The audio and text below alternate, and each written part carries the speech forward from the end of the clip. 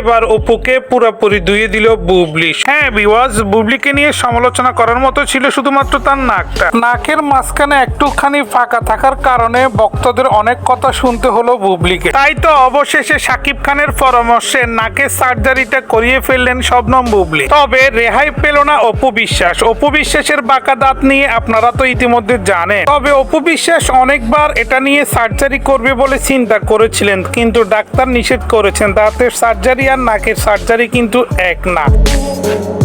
তবে শবনম বুবলি নাকের সার্জারি করার পরও কিন্তু নাকের মাঝখানে পাটা, এবং এ নিয়ে কিন্তু বিভিন্ন মন্তব্য এখনো পর্যন্ত হচ্ছে। তবে অন্যদিকে দেখা যাচ্ছে অপু বিশ্বাস কিংবা শবনম বুবলির মধ্যে নাক কিংবা দাঁত নিয়ে তার চেহারা সুন্দর হচ্ছে অপু বিশ্বাসের। অপু বিশ্বাসের এমন মায়াবী সৌন্দর্য এখনো পর্যন্ত কপি করতে পারে নাই জনপ্রিয় নায়িকা শবনম বুবলি।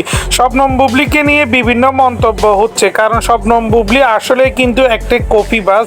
সে সব সময় কিন্তু অপুকে কপি করে, এটা কিন্তু বাস্তব। এ নিয়ে আপনাদের কি মতামত কমেন্ট করে জানাবেন।